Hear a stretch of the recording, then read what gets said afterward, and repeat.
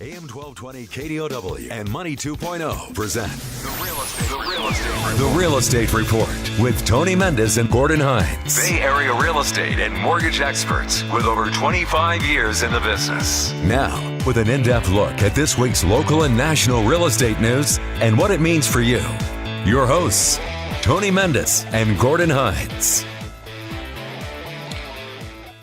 Welcome in to the Real Estate Report. I'm Tony Mendez. And I'm Gordon Hines. This is our 6th year on the radio. Time is clocking, as they say. Time is clocking. Thanks for joining us. It's call-in show 800-516-1220, 800-516-1220. You can always email the show, Tony at BayAreaLoanSource.com. Pretty good topics today, of course. It's really kind of, getting near the middle of the summer, closer to the end of the summer, I suppose. Kind of lackluster, real estate market. In financial terms, we're in the third quarter. We're in the third quarter. I think we're going to talk a little bit about luxury homes. Redfin came out with a really interesting survey about why high-end homes are surging in prices. Zillow came out with some top cities on the edge of higher homelessness based on rents going up. I think you'll find that interesting. U.S. jobless claims fell. Fannie Mae reported a $3.2 billion profit from April to June. Incredible. Stockholders aren't going to get a bit of that. VA loans and other low down payment products. We always want to throw in a little bit of mortgage in there, Gordon. And I know you want to talk about Fannie Mae and some of the guidelines for those people who are using just standard Fannie Mae and Freddie Mac products, or Fannie Mae in this case, that is not jumbo. And I know jumbo is becoming a lot more popular nowadays, but there's some good news coming from Fannie Mae. We're talking about affordability as well. Let's kind of start off with how things are getting easier and better for the mortgage industry with the new Fannie Mae 10.1, 10.0? 10.0 actually. 10.1, I should say. Most people don't realize Fannie Mae is one of the bigger purchasers of loans in the marketplace. Without companies like Fannie Mae and Freddie Mac, we would run out of money in order to make loans. So when the bank makes a loan, they turn around and sell it to Fannie Mae, and then that's how they replenish their capital. So every year, 6 months, 18 months or so, they kind of update their programs, and they do data changes based on what the market's actually doing. So as the market, now this is a credit ease move on Fannie Mae's part, the ratio, the back-end ratio, and that means your total debt, including all of your income, is considered into your back-end ratio. So the magic number used to be 45%. So anything over 45%, that means you your get an total automatic decline on that. Yeah, right? you get a caution is the word they use, not a decline, caution. And now they just raised that on the automated underwriting system to 50%. So that's a substantial difference. It's a 5-point swing as far as you going from 45% to 50%. It means that your total debt ratio. Do you think that's to keep them more competitive now? I mean, it's easy to say they made $3.2 billion in the second quarter of 2017, and they can ease a little bit. They can accept a little bit more mortgage default. But is that also to be competitive? Because we know, portfolio lending rates are coming down. Those guidelines a little bit easier. Jumbo lending is a little bit easier.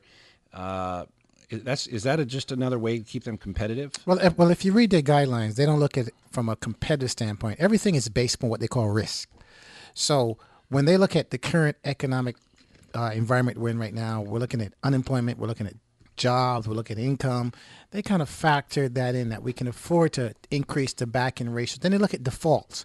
In the last 12 months, how many people have defaulted at a 45% back-end ratio? That's what they kind of look at.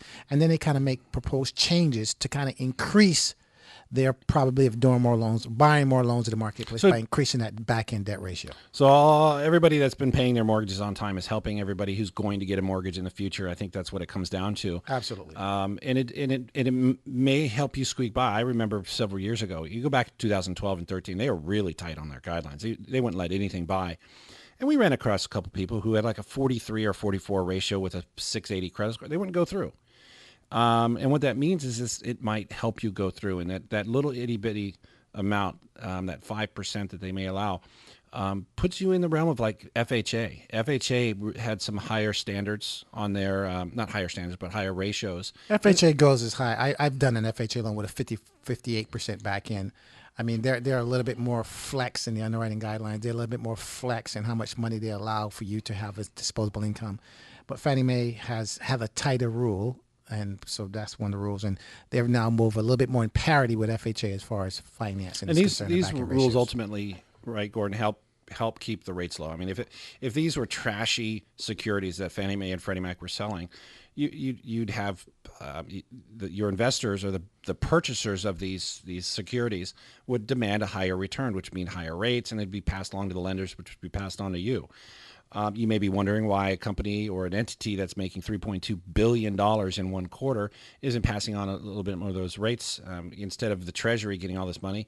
You got to wonder that a little bit. In fact, well, it's a payback, right? It is a payback. Fannie Mae was bailed out by the Treasury back in the big crisis in 2008, 2009. So now they're paying back, which the Treasury is the shareholder, which is you and I. So they're actually paying back their debt as they become more profitable. So Fannie Mae was bailed out with $116 billion of taxpayer money. Since then, they've paid back $165 billion of that. Combined, Fannie Mae and Freddie Mac were both bailed out with $185, and Freddie is posting profits not quite as much as Fannie Mae, $2 billion in this last quarter. They're paying back to the Treasury. So Treasury's making some money, and some people are wondering why that's not coming back, at least to the stockholders. But you and I had kind of a conversation about this and how, like Citi, they didn't want to get trapped in that. They went ahead and paid their debt back early, so they didn't have that obligation to the Treasury. Right. A lot of the financial institutions back in the boom, as we like to call it, were actually bailed out by the federal government. The federal government stepped in, gave them money to keep them solvent, to keep them afloat. And as time went on, the longer you held that money, the more accountable you had to be to the federal government. They can come in and dictate what you can pay to your CEO, and that was a big stickler with a lot of these companies. So some of these companies went back and paid back. Wells Fargo, for example, Bank of America, paid back the money that the federal government bailed them out as quickly as possible. I think they mentioned in the term of Citi. Citi actually paid back a little bit prematurely, and that's the reason why I think their stock hold has been struggling. But there you have it. With that said, when it's all said and done, it translates into rates, which translates into a monthly payment. It could be an extra couple $100 that you need for, who knows, food, a widget that you can play with and buy your kids. Who knows? But Freddie Mac Weekly Survey has 30-year fixed at 3.93% for a conforming 30-year fixed, 15-year at 3.18, and the 5-year ARM at 3.17. I'm sorry, 1.5. They're holding steady. The jobs numbers comes out tomorrow. Normally that'd be a big concern, but right now rates are kind of hedging on what's going to happen with inflation. We're watching inflation, and if you were a rate watcher, that's what you would watch, is those indicators of what's going to trigger the Fed to change their policies. So Redfin, call the show, 800-516-1220, 800-516-1220. Get your calls on the air. Or fax your calls in. I always got to get this. We still haven't got a fax. 925-299-5395. If you're bashful about calling, fax us your question in. I can find many other. Some people are listening to the show don't even know what a fax is. I know. The millennials don't. The millennials don't. We're going to get you to fix that one day. Redfin. Luxury home prices, they surge up 7.5% in the second quarter compared to last year. Average price of $1.78 million. So that may not seem like a luxury home here, but they consider what they call the top 5% of the market range or the range in their market. 7.5% increase. That beat out the non-luxury homes, which rose only 7%. That was the first time that happened since 2014. And Redfin's chief economist commented saying that the increase was based on the housing shortage of inventory.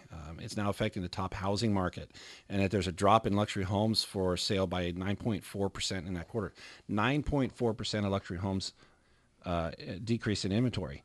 And that's considerable. And we're seeing that in places like the Bay Area, where a $1 million+ home is going to be $1 million too, because there's just no other homes there. Where do you see it stopping, Gordon? And there's a lot of people on the peninsula that just want to know, and I'm sorry, not just the peninsula, all over the Bay Area, where there's just a lack of these just homes in general, and it's driving prices up. It's not quite the snowball effect we saw back in 2005 and 6 and 7, but it feels like it. Well, I always tell people ask that. I call it the $99,000 question all the time, and I tell them two things. One, I don't have a crystal ball. Two, use history, use statistics. If you look at the reason why home prices are going up, is the reason why home prices are going to come down. So if you look at the model that we have right now, we have low inventory, we have better credit restrictions, skin in the game on investments. We have a lot of foreign monies that are coming in. So just based upon that economic formula, If there's less to buy and more people to buy, you're going to have an appreciation. When that formula flips, you'll see prices kind of stabilize and come down. It's a simple I think formula. inventory will trump quite a bit of, a sideways turn on rates. Maybe rates go up. Maybe there's less buyers. But I think rents, not rents, but inventory will trump most of any other factors that could make home prices go down. That's why I think a lot of people say, at worst, we're going to see it just kind of steady off and for a period of time. Yeah, we'll start looking at the key thing that the appraisers always look at is what they call DOM, days on the market. That's one of the economic indicators. The appraisers always telling me, Gordon, watch the days on the market. When you start seeing homes 40, 45, 50, 60 days on the market, that's a good sign that you're going to see valuations start to come down. It's pretty interesting stat, and I'm going to recall. If a property will sell for the most it will ever sell for in the first 2 weeks of its listing. Okay, I know you're gonna have some sort of comment on that. Anyways, my theory is that a lot of these home prices are going up not just because they have inventory, because jumbo programs have really opened up. The 10% down jumbos, which we've talked about multiple times, and the rates are getting lower every month. The credit that's what I've been preaching for the last 2 years. Programs that drive the market, not necessarily rates. The more programs you can bring into the marketplace, the more buyers you can actually bring into the marketplace. So the more buyers that come into the marketplace, once again, less inventory, you're going to have a solid appreciation model. And so the way that those jumbo products worked when they first came out, you had to get mortgage insurance, similar to any 10% down Fannie Mae product. Anything less than 20%, you get mortgage insurance. And now they started doing what they call lender paid mortgage insurance. So it's built into the rate. But now when you got that good credit score and you're buying a good house in a community that home prices are rising, the lenders are going, I think we really need to attract this business. And almost every lender is coming out with some sort of version of this product. And it's booming. And it's working. And I think that's the most part. We even have lenders that do 40-year terms on jumbo with 10% down. With interest only. Yes, they are what they call non-qualified mortgage loans, but they're out there. You don't have to get a qualified mortgage, just I think is what we're trying to say, but that's because these products are extremely competitive. Yeah, there are a lot more products coming on. A lot of the non-QM products, as we call it, non-qualified mortgages, are become competitive. It's hard for us to finance investors that have 15, 20, 30 finance properties. They believe that these guys should be paying cash. So a lot of the non-QM products are beginning to finance some of these types of transactions, which once again is another product, which once again helps you close another transaction. Our business, very, very important to our stability, very important to what we're trying to accomplish here as mortgage brokers and bankers. We're going to come back after this break. We're going to keep talking real estate and mortgages. I'm Tony Mendez. It's Gordon Hines. This is a real estate report. You can always visit our website, bayarealoansource.com, or email the show, tony@bayarealoansource.com. We're going to come back, talk about Zillow and some of the top cities where homelessness might rise if rates keep going up. We're going to talk about low down payment products and continue that theme because that's kind of what's driving the market. We'll come back after this break. Again, you can call the show, 800-516-1220. This is Tony Mendez of the Real Estate Report with Gordon Hines.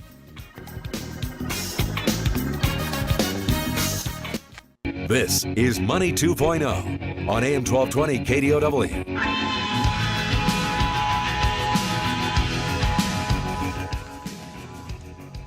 Welcome back into the Real Estate Report. I'm Tony Mendez. And I'm Gordon Hines. Thanks for joining us today. We can talk anything that you want to talk about: real estate, mortgages, interest rates, renting, buying rental properties. I think which is going to be my topic tomorrow morning. I would be on Rob's show tomorrow morning at 7 a.m.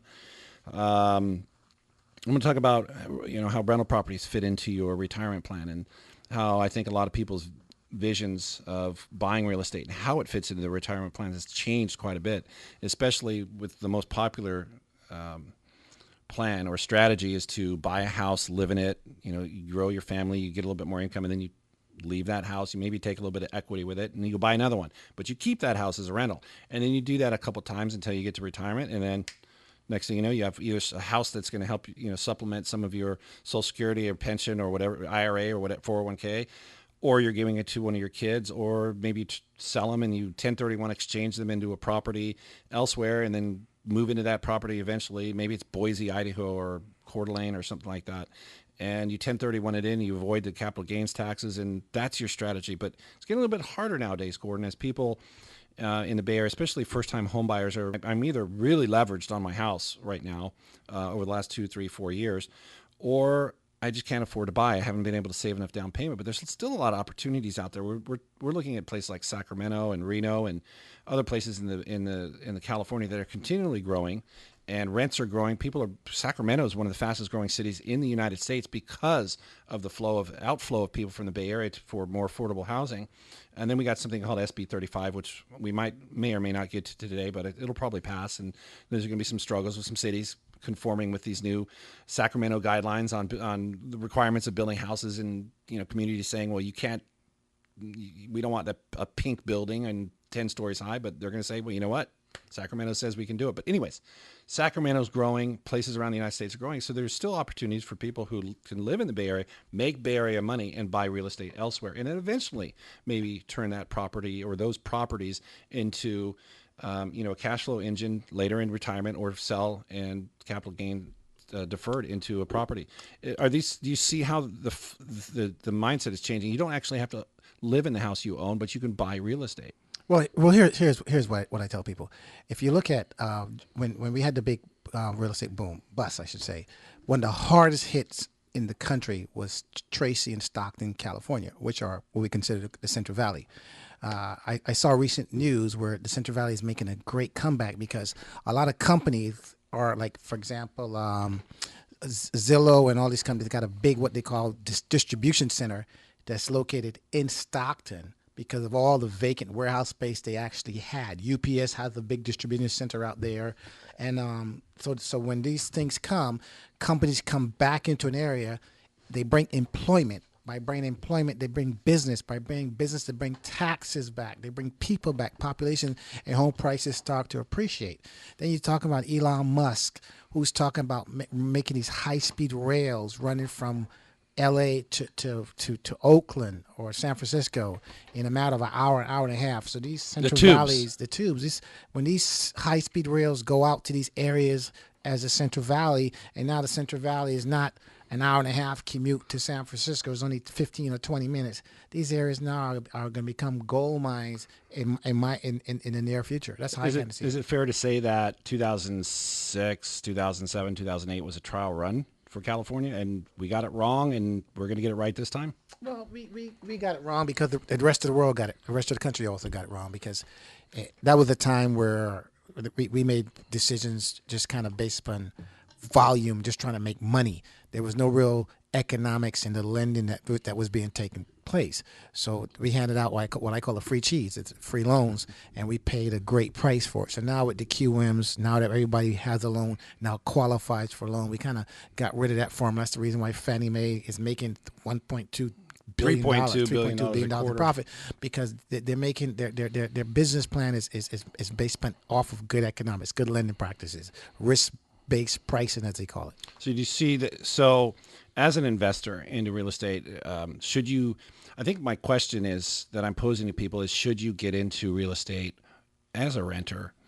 Go to some of these places and research it, research rents, research the companies that might be moving out, research a possible high-speed rail or a tube to some other part of the state or country, and say, this is where jobs are moving. This is where rents are high. This is where economic activity is. This is where we made a mistake last time and people are learning from it this time. This is where people want to go. And I think that's going to be the story going forward for a lot of people who are who want to be first-time home buyer, or homeowners that are first-time home buyers and can't quite buy here in the Bay Area.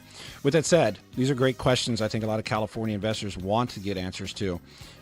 We're here to help. You can always email us, Tony@BayAreaLoanSource.com, or call the show 800-516-1220. We'll come right back after this break here on AM 1220 KDOW.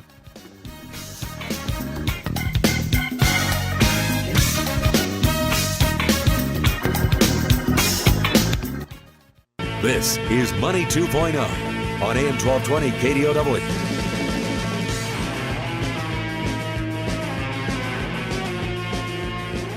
Welcome back into the Real Estate Report. I'm Tony Mendez. And I'm Gordon Hines. Thanks for joining us today. You can always call the show 800-516-1220, 800-516-1220. We do take emails, Tony@BayAreaLoanSource.com or Gordon@BayAreaLoanSource.com. Gordon, you have an email? Yeah, got a great email. Actually, it's right on point. They're Gordon. I listen to the show weekly. I've been trying to follow your advice in using the web. It's trying to make sure I look at many, many different sources to come out to form an opinion. Recently, I'm thinking about selling my house. Before I call a realtor, I went on 3 different websites, Redfin, Zillow, Realtor.com, and I was kind of amazed at the disparity in different evaluations between these 3 sites. Could you tell me what the reason is why, if they're all pulling from the same information? What's your answer, Tony? What's my answer? Well, Zillow's not a real estate company, but Redfin is. Redfin's going to win this argument. There's quite a few studies are out there, and Redfin actually posts them because they want to kind of promote themselves as the better company. Redfin, 63% of their valuations were within 2% of the actual value. All right. For Zillow, it was only 29%, and they had a 5% error rate. Homes.com had a 16% actual price, and they were 10% variance or error rate. So they use different methodology, but what Zillow and Homes.com don't use is what Redfin does is they actually are MLS related. So they're using real-time information on a daily basis to update their valuation. So I'd say Redfin's a really good site. I think part of why they have this engine or search engine for you or valuation site is because it's going to drive traffic to their website and hopefully drive traffic to do a transaction. Yeah, Redfin ultimately. is also a listing company. A lot of people don't realize that Redfin is also now in the real estate sales and listing business. So hopefully that information could be helpful. Dave, thank you for sending your email. So, that'd be the first thing I would do. I go to Zillow, I go to Redfin, I look at my, a couple houses that I have, and I look at the valuation. Of course, it doesn't matter until you actually sell the house. And ultimately, if you work with a realtor and you talk to them, you might get more for your house, especially in a market like the Bay Area. How much more? I think that's up to how you present your house and how you sell it. But well, I think the important lesson that I think and I'm proud of is just the thing that we talk about. The web has a wide variety of sources of different information coming from unknowns, and I think when you go on the web trying to come up with an answer, you got to go to more than one source, and you do an average, or I guess it's like Yelp, as they tell you look at 10 different reviews and you go with the majority of the review. There's always going to be one discontent or the disgruntled customer, so they kind of tell you look at what the overall the percentages are leaning towards good service or bad service. So that's what we always tell people. Go to different sources, look it up, come up with a consensus answer. Did you see the article? I think there's actually somebody trying to sue one of these sites. I can't remember. I thought it was Zillow. There was a guy that said he wants to sue Zillow because Zillow, by estimating the value of his house that they never been in, that they heard his value of him trying to get a loan. That was kind of interesting. I don't know what the outcome of the lawsuit is. Yeah, that seems kind of interesting, but we'll see what kind of precedence that sets. Meanwhile, kind of right on cue here, Zillow, they did a study on rents and how it could push more people into homelessness with just even a small percentage of increase in rents in places like Los Angeles and New York. They're estimating over 2,000 to 3,000 people per city could go homeless with a 5% increase in rents. San Francisco and Washington, D.C. were on that list, and they're stating that affordable housing is becoming a crisis. And that the median low-wage income isn't sufficient to cover the cost of low-end apartments and housing. In New York, rents are 111% of the median low income. And in Los Angeles and San Francisco, they are both about 100%, which is staggering. Yeah, maybe I watched that show on TV called Tiny Homes. I'm trying to figure out how do you live in a 200 square foot house, but maybe from an affordability standpoint, tiny you homes. Watch here's what you do: you watch TV you watch TV at the bar, you shower at the gym, you work out at the gym, and then you go home and sleep, and then you step back out in your tiny home. In your tiny home. Well, there you have it. Affordable housing is a big topic in California, and I hope people start looking into SB 35, which could help, but current homeowners may not like it.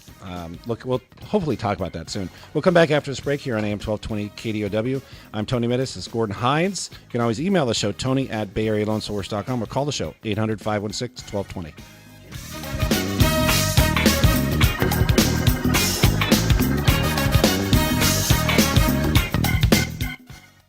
This is Money 2.0 on AM 1220 KDOW.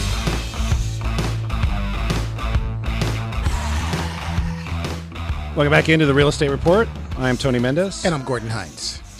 So earlier in the show, we talked about Redfin, luxury home prices surging. 7.5% the first time it's happened since 2014, where it beat out what they call non-luxury homes as far as year-over-year increases in home prices. Inventory has a lot to do with it. So does products. One of the products that are out there is low down payment jumbo loans, and they're really hitting the market. And so we're kind of And by a jumbo loan, you mean? Non-conforming, meaning, and let's just use some numbers here. The high balance conforming limit for most of the Bay Area counties is $636,000. They just raised it this year. So anything over that becomes a jumbo, or you can go to portfolio, which is a bank-held loan.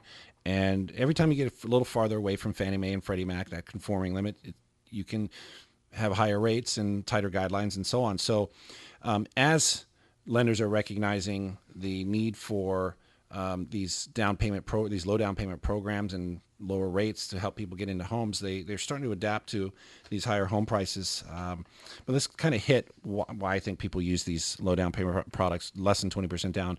They haven't been able to save enough money. That's kind of number one. They feel more secure about any kind of down market. Many buyers feared they saw what happened in 2006, 7, and 8, and what followed, and they lost everything. And number three, they can leverage. You can buy a property with 10% down. These programs are abundant today. And third, you don't mix up the term low down payment. You have to make sure you don't mix up the term low down payment with easy qualifying. You still have to qualify. So now we got that out of the way. Some of the low down payment products out there, we all know about FHA. FHA is 3.5% down, up to $636,000. I think that brings you up to about a $650 purchase price. I think like $662, if I'm not something mistaken. like that. They have great low credit scores with good rates, shorter wait periods for credit events like foreclosures, short sales, bankruptcies. You still get a good rate, but you have that mortgage insurance. I think, and I think you agree with me, Gordon, on this. FHA is a temporary loan. Yeah, I mentioned you mentioned that. I didn't know we were going to talk about. I talked to a client yesterday. This client recently bought a house, $668,000 maximum FHA, 3.5% down, and she was saying that she'd like to drop the MI, and I was to her, well, listen, she got a 4% rate on a $636,000 loan. I think the total payment's around $3,800. I mean, that's incredible to be able to spend 3.5% down, which is $18,000 on a $636,000 loan in this type of arena with a 4% 30-year fixed rate. But ultimately you could save a little bit of money because that mortgage insurance went up for quite a while after 2008, and then has since come back down a little bit, but it's still higher than it ever was. Right. So I told her in order to, the problem is if she tries to come out of that FHA loans and try to get rid of the MI, she's got to overcome the actual MIP factor because the rates on the conforming loan same loan would be actually higher. So you got to make sure you weigh it, make sure you actually balance, make sure you actually save money. We say this all the time on the show, exit strategy. I think if you get into an FHA loan, you have to have an exit strategy. You have to know, just like when you buy a stock, you have to know why you want to sell it. Same thing with an FHA loan. You have to know how you're going to get out of it. VA loans is another product. I think it's the best product in the market, period. 0%. Well, it's the only true 0% down payment program in the marketplace, actually. It's the only one. 0% down, you can have lower credit scores, lower than Fannie Mae, Freddie Mac. You do have what they call upfront mortgage insurance, but you don't have monthly mortgage insurance. And something else that VA allows you to do, you can still use a VA loan, but go over the conforming limit. You just have to come up with 25% of that difference between that and a high balance. For example, if you bought a $700,000 house, you don't have to come up with $16,000 on a VA loan, which a veteran can buy, realistically, my brother just did it in Vegas. A veteran can buy a 4-unit building, live in 1 unit. VA loans are still limited on occupancy on 100% finance, and that's pretty darn good. Fannie Mae and Freddie Mac, they do as little as 3% down. In the Bay Area, that doesn't quite work that well because it's limited to the $424,000 and 10% down for high balance. But Fannie Mae does allow second loans. Fannie Mae and Freddie Mac do allow second loans. And this is where a lot of people are starting to go towards second loan fixed, second loan equity lines, up to as little as 5% down in some cases. So if you add that all together, a lot of lenders are about $250,000 max on that second loan, plus the $636,000, plus your contribution. You're in the 900s with a 10% down. On a first and second combination. On a first and second combo without mortgage insurance. Yeah. So this is a kind of plan that I would work with if somebody was getting bonuses on a frequent basis, or they go, okay, I want a year to kind of feel it out, and then I want to pay off that second, with some other money or some bonuses, or maybe a 3 or 4 year period, and then leave themselves with a nice first loan, nice rate without the mortgage insurance. So that's also an option. And then, of course, our, the finale, the big Kahunga, the jumbo 10% down, which I think is phenomenal for people in the Bay Area. The rates have been coming down. Loans up to $1.5 million. I think there's even lenders out there that do $2.5 million. The rate's a little bit different, but on a purchase price of like $1.65 million with $165,000 down, it's just incredible. Where the rates are, like I said, the rates are decent, but most importantly, it doesn't come with mortgage insurance. Right. So And the biggest determinant, as we always talk to many people that want to buy a house, we come across people with applications. They have good income. They have good credit scores. The hardest thing to do is to save money. One program that you didn't mention that we just got a hold of is one of our investors are offering it. They did a 1% down program up to a conforming loan limit, which is $424,100. You can get it at 1% down. So on a $424,100 purchase, which is the maximum loan, 1% is $4,000. Kind of another program. Once again, as long as you can afford the payment, you've got stellar credit, you can buy that program. You can do no mortgage insurance because the lender could pay the mortgage insurance within the rate. So there you have it. By the way, all of these products work for a refinance. I think cash out refinances, though, may have some restrictions on how high you can go. I think on the lighter side of real estate, millennials and dogs, what do they have in common? Millennial, born 18 to 36-year-olds, they're looking to buy a house. Their main factors in considering buying a house are need for more space. That's 66%. The desire to build equity or stop paying somebody else rent. That's 36%. What do you think the third one is? You're going to tell me. They want to consider their dog's need or their future dog's needs. Wow. That beats out marriage.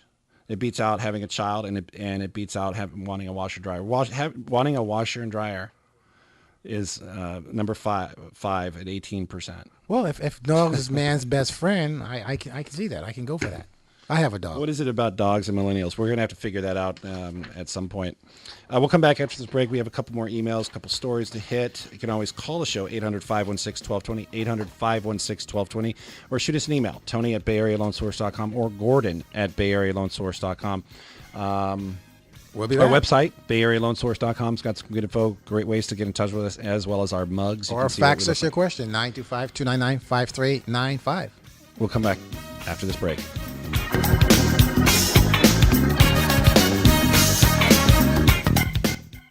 This Money 2.0 on AM 1220 KDOW. I'm going back to my roots. Another day, another door, another high, another low. Welcome back into the Real Estate Report. I'm Tony Mendez. And I'm Gordon Hines. What happened in this day of history, Gordon? Oh, this day in history. Well, before we get to this day in history, we're here every Thursday from 6 to 7, drive time, here to entertain you, educate you, keep you informed what's happening in the local market and nationwide as far as real estate and mortgages are concerned. Not a lot of things happened August 3rd in this day in history. 1946, the world first theme park, believe it or not, in Santa Claus, Indiana. Would you believe it is still open? It is still open. Now, many people have bought it and sold it, but the actual original park is still in business. And the only thing I could find, I couldn't find anything other real estate other than that.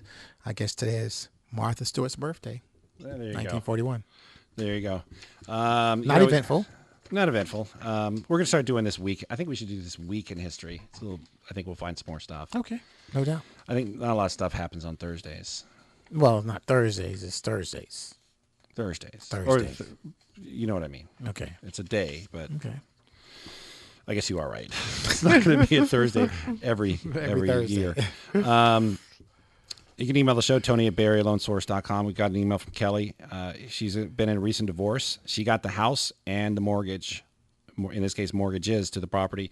The loans are in my ex-husband's names, and I want to refinance them into mine as part of the divorce settlement. And I'm not sure if I qualify. What are my options to refi into her name? Well, the great thing is hopefully she's on title. But if she was awarded these properties by the courts, I mean, It wouldn't matter. she could refinance them. Hopefully she has enough. She now has to qualify on her own with her own credit and her own assets and her own credit score. As long as she can qualify for those, we should be able to either do a cash out refi or rate and term refi, depending on what her particular circumstance is. She mentioned in the email that she's been making all the payments. And what's weird about this is there's no real product for this where somebody's been making the payments, but yet their income doesn't quite qualify. So, a lot of people, common sense would say, well, I have 3 years of making these payments, but I can't get a refi. What's going on with this? That's one of the biggest challenges that I always come across. I'd come across a guy making a payment for $2,000 a month from here to yesteryear, and I couldn't qualify him for a $2,000 a month payment. So I have to tell this guy, no, I can't help you. It's kind of really, that's one of really, You kind really of tell them you can't dilemmas. do better than what you have right now. I can't do nothing for you, and that's kind of a challenge in our marketplace. Do you think a short refinance might work? Especially if the court's telling you that you have to do this. Well, the short refinance might work, but the problem with the short refinance, sometimes it could damage her credit. I don't know if her credit is good. The short refinance is, in case you don't know what it is when you go to the lender and say, I can only afford this much. I'm offering you this much money. Instead of $500,000, I'm going to offer you $400,000, and you have to eat the rest. Otherwise, I'm going to foreclose. It's like a short sale, and in the end, right now, if in the current economic environment that we're in, from a tax ramification, she would actually get a 1099 for the difference. So it all depends on what her situation is, because that rule Cosigner expires. maybe, and that helps her get in her name, but then she may have a step up in taxes, property taxes on the property. She's divorced. She might have an adult child now that could be able to come on and help her qualify. So there's a lot of different options. We just need to talk to her, quiz her, kind of keep priming that pump, and we'll come up with a solution. And we got another email from Caitlin and Michael. I'm a nurse. We're not going to get to this email. We got 1 minute left. Thanks for the email, Kelly, and we'll get to Caitlin and Michael. We'll get to her next week. Or get to her tomorrow on the Rob Show. You can always email the show, Tony at BayAreaLoanSource.com or Gordon at BayAreaLoanSource.com. Don't forget our website, BayAreaLoanSource.com. You can always find some really good information out there. And I guess the theme of today was about low down payment products. I really like that. You kind of have to say it here for the Bay Area. You got to like the jumbo 10% down. Well, any product that makes anything up, I don't like to even use the word in this marketplace, affordable, obtainable, because we still get lots of people that are still writing offers that can't get offers accepted because of the multiple offer situation. Any product that's going to help you attain become a homeowner or a multiple homeowner. Less down also allows them to put more if it's an overappraised value or underappraised value, and you still have to give the seller some money. That can make the difference. That can make the difference. With any questions, you can always email us, Tony at BayAreaLoanSource.com or Gordon at BayAreaLoanSource.com. Thanks for being with us today. We'll see you next week. I'm Tony Mendez, and that's Gordon Hines. Thank you. This is the Real Estate Report.